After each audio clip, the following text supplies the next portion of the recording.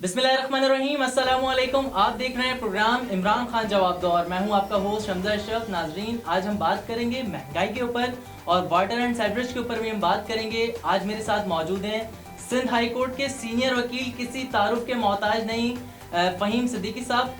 नाजरीन, अगरचे मैं ये बोलूँ तो गलत नहीं होगा, 18-18, 20-20 साल से अपनी सीटों पर काबिज अगर कोई शख्स बैठा हुआ है और कोई काम नहीं ना खुद करता है ना किसी और को करने देता है, तो इसके लिए कानून क्या कहता है। मेरे साथ फ़हीम सिद्दीकी साहब मौजूद हैं। फ़हीम सिद्दीकी साहब, सबसे पहले तो खुशामदीद आपको प्रोग्राम में।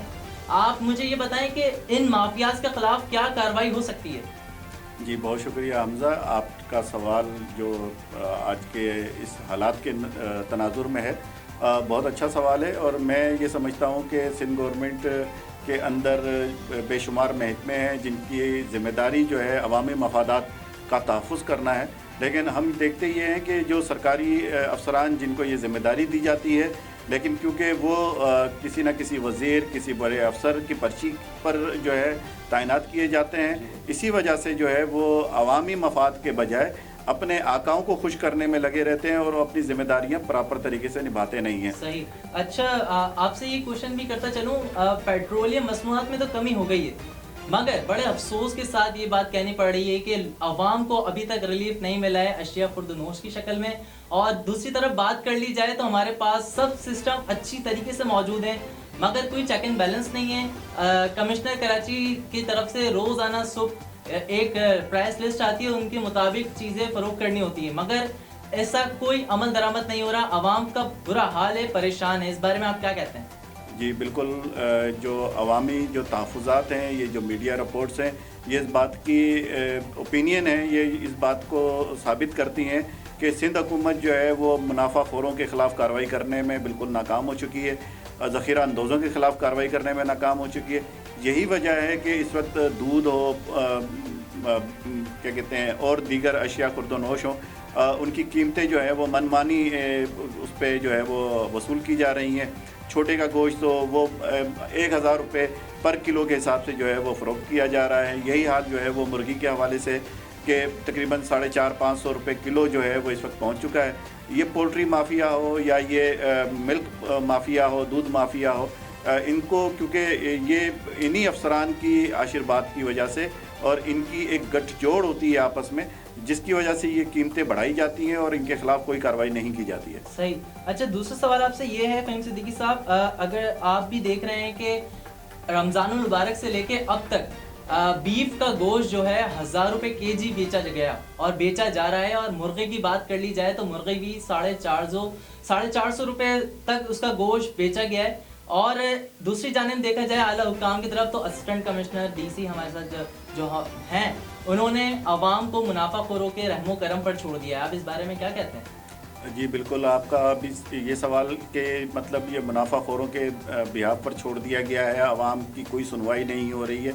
इस सिलसिले में बेशुमार पटिशन्स हाई कोर्ट और सुप्रीम कोर्ट में चल चुकी हैं, बाकायदा डायरेक्शंस, आर्डर्स मौजूद हैं, जजमेंट्स मौजूद हैं। लेकिन फिर वही मैं आपसे कहूँगा कि ये जो सरकारी अफसरान हैं, ये एक माफिया की शक्ल जो है इख्तियार कर चुके हैं, ये नाअहल हैं। और ख़ास तौर पे कमिश्नर कराची और डिप्टी कमिश्नर्स और असिस्टेंट कमिश्नर्स की जो बहाली है, दोबारा जो इनको तैनात किया गया, क्योंकि ये एक निज़ाम पहले जो है परवेज़ मुशर्रफ साहब के ज़माने में लपेट दिया गया था, फिर अब पीस पार्टी ने दोबारा इसको रीइंस्टॉल किया। सिर्फ यही बुनियाद बताई गई थी कि जी इनको कंट्रोल करने के लिए हमें मजिस्ट्रेसी पावर चाहिए, और इनको ये मजिस्ट्रेसी पावर मिलने के बावजूद गुज़िश्ता 5 साल में आप इनकी कारकर्दगी देख सकते हैं कि किसी किस्म की कोई कारकर्दगी नहीं है। चाहे रमज़ान हो, चाहे कोई और मुक़द्दस महीना हो, उसमें मुनाफाखोर और ज़ख़ीरा अंदोज़ जो हैं वो खुलेआम आवाम को लूट रहे होते हैं और आवाम बेबसी की तस्वीर बने होते हैं। सही।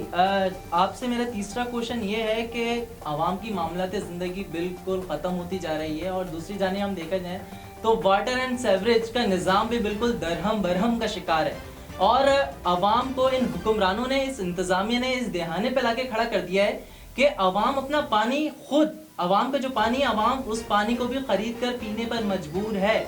आप इस बारे में क्या कहते हैं कि कानून इस बारे में क्या कहता है? और जी बिल्कुल, ये वाटर एंड सेवरेज बोर्ड एक सिंध हुकूमत का एक इदारा है और इनकी मिनिस्ट्री ऑफ बल्दियात का एक सब्जेक्ट है। लेकिन आपको मालूम होना चाहिए कि वाटर एंड सेवरेज बोर्ड पे भी सियासी बुनियादों पर बड़े पैमाने पर भर्तियां की गई और अपने मनपसंद लोगों को तैनात किया गया और करप्ट लोगों को इन सारी जिम्मेदारियों में लगाया गया, जिसका रिज़ल्ट है कि आज कराची जैसा मेगा सिटी जो है वो पानी और सीवरेज के शदीद तरीन बहरान और मसाइल का शिकार है और अरबों रुपए इस मद में जो है वो हर साल खाए लिए जाते हैं और इसके बारे में मीडिया रिपोर्ट करता रहता है, लेकिन किसी किस्म की इंक्वायरियाँ या मुतल्लिका अफसरान के खिलाफ कोई कार्रवाई नहीं की जाती है। सही, थैंक यू। जी नाज़रीन, जैसे कि आपने देखा मेरे साथ फ़हीम सिद्दीकी साहब मौजूद थे, सीनियर वकील सिंध हाई कोर्ट के। आपने देखा कि हमारी इन्होंने और आपकी रहनुमाई करी। अगरचे वाटर एंड सीवरेज बोर्ड के हवाले से आपके इलाके में भी कोई मसाइल दरपेश हैं तो आपके नीचे दिए गए स्क्रीन पे आपका हमारा नंबर चल रहा है, आप हमें इस नंबर पे आप अपनी व्हाट्सएप के थ्रू आप अपनी वीडियो बना के हमारे साथ भेज सकते हैं। इसी के साथ हमजा शब को इजाज़त दें, एक नए टॉपिक एक नए इशू के साथ दोबारा हाजिर होऊंगा। अपना बहुत ख्याल रखिएगा, अल्लाह ने